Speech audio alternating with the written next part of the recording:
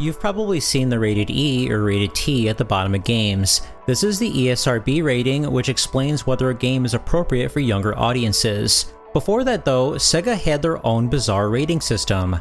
Was Sega fair with the ratings they assigned to games, or were they biased? Let's take a look.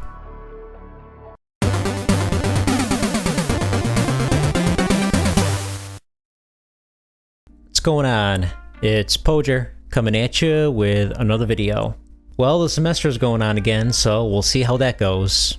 If you've seen a couple of my videos and you like what I do, hit the subscribe button right there. Thank you for helping me get to 25k. And check out our Discord server, discord.podrez.net. I'll also put a link in the description.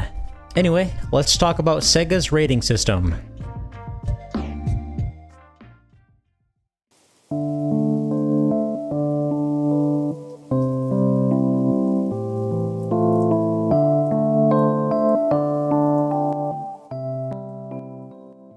In the early 80s, most Atari 2600 games were appropriate for all audiences. With only 8 bytes of memory and 4 kilobyte cartridges, there's not much room for realistic gameplay, so most games were suitable for everyone.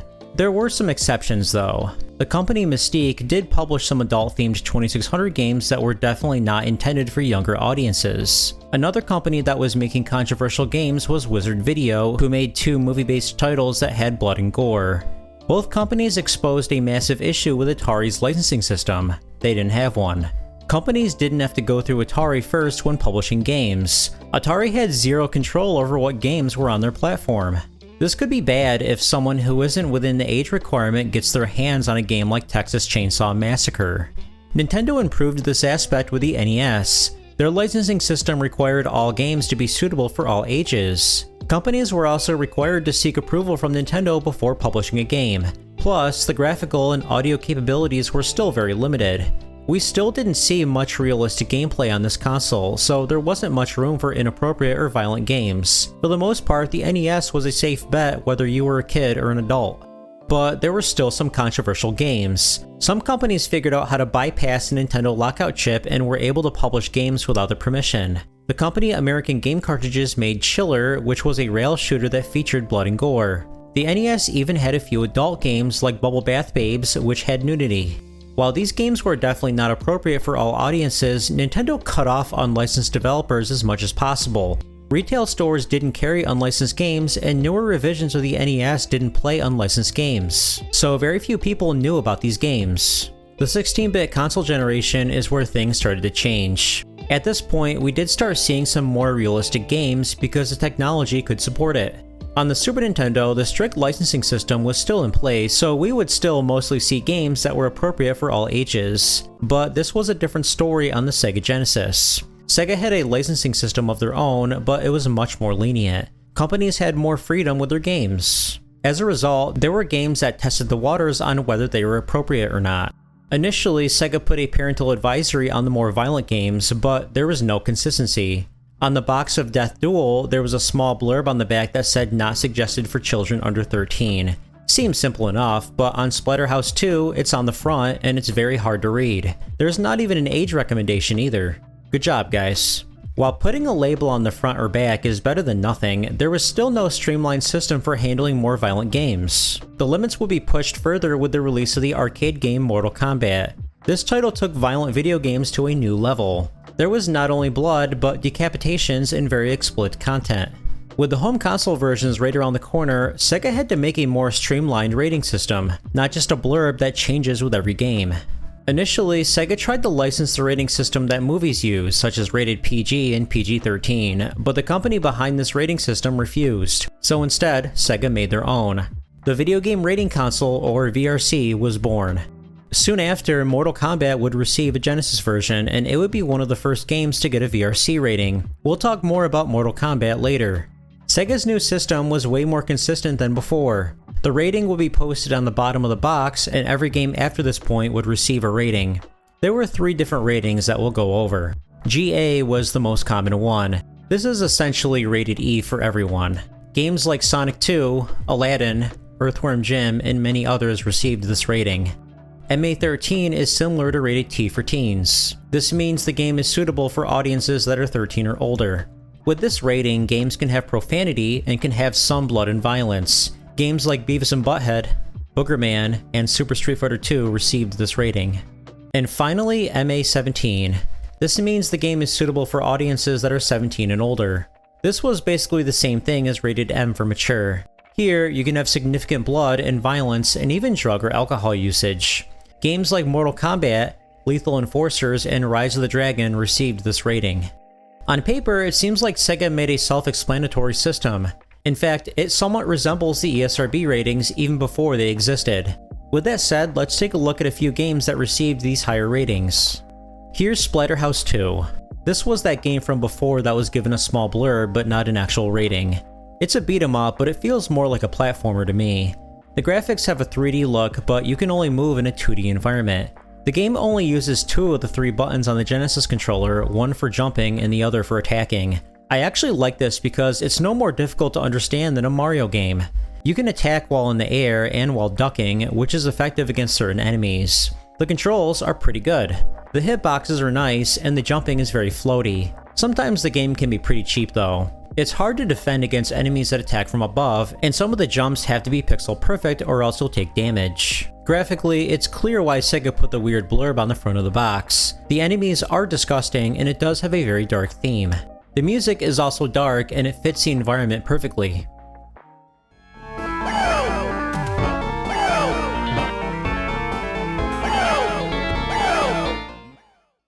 This is a phenomenal game. I'm happy with the direction they went with this. Rather than having a clunky beat 'em up where you can only move a couple inches at a time, this is more like a platformer with some beat 'em up attributes. Fantastic game. They went in a completely different direction with Splatterhouse 3. Now it's a true beat 'em up where you can move in a 3D environment. In order to progress to the next room, you must defeat all the enemies first. The game now has a power meter where you can temporarily become super. In this mode, your attacks are more powerful, but the meter depletes every time you hit an enemy.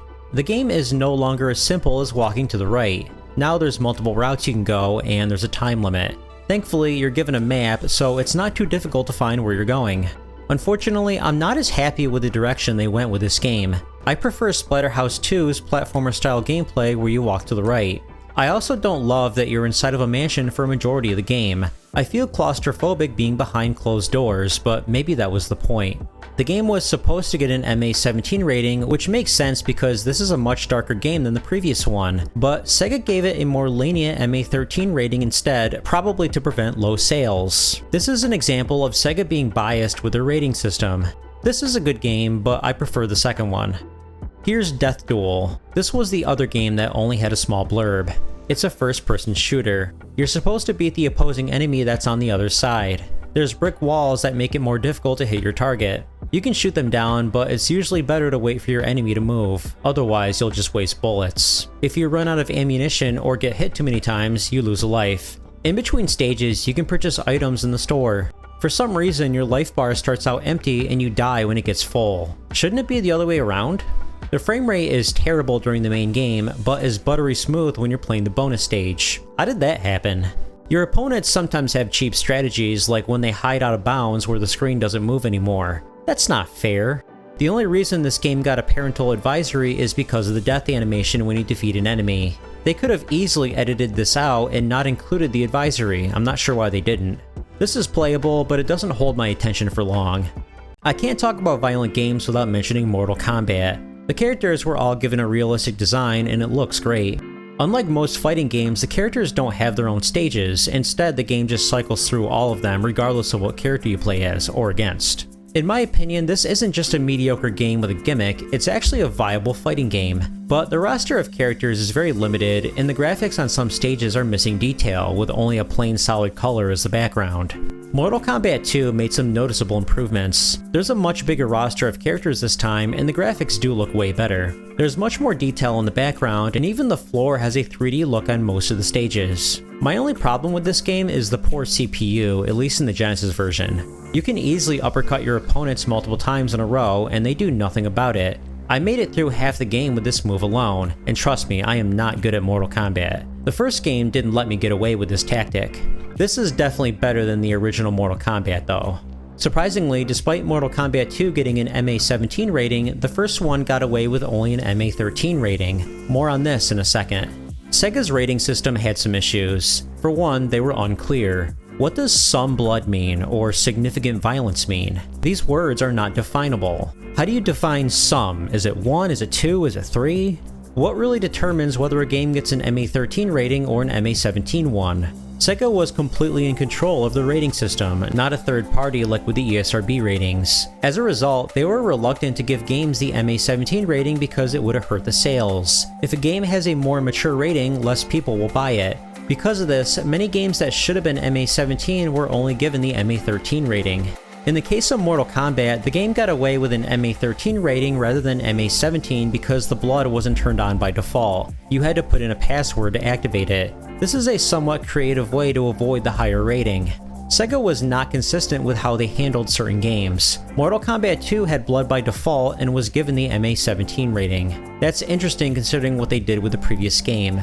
Sometimes Sega would modify games to receive a more lenient rating. For example, some characters and enemies in Streets of Rage 3 were modified from the Japanese version so it could receive the MA-13 rating. While the ratings were listed on the box, they were never mentioned in the commercials for the game, which left potential buyers in the dark.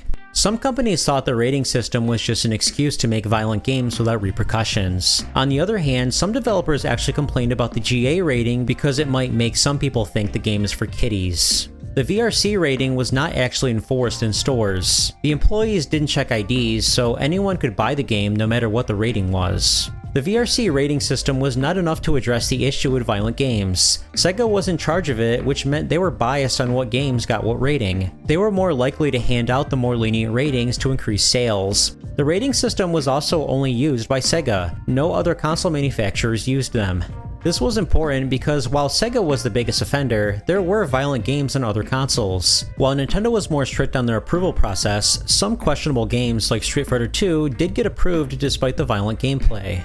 The issue of violent games will be discussed in a congressional hearing. The violent nature of Mortal Kombat and Night Trap will be discussed in great detail, as well as the realistic-looking guns that were used in some of the games. Sega was also criticized for their VRC rating system and how the rating itself would never be in the commercials, and sometimes even only be on the cartridge. The gaming industry would be forced to come up with a standardized rating system for all consoles. Soon after, the ESRB ratings were born.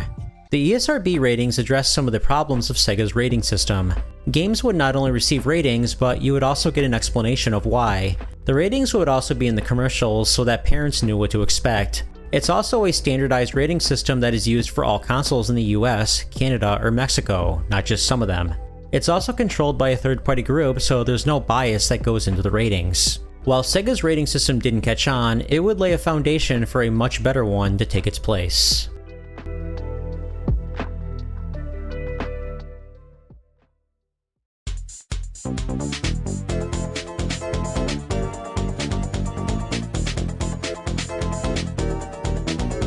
Hey, I just wanted to thank you so much for watching this video. If you made it this far, hit that like button.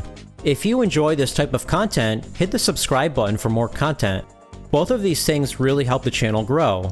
If you have anything to share, feel free to leave a comment. I read every single comment on this channel, and I'm pretty good at replying back. Anyway, have a good one.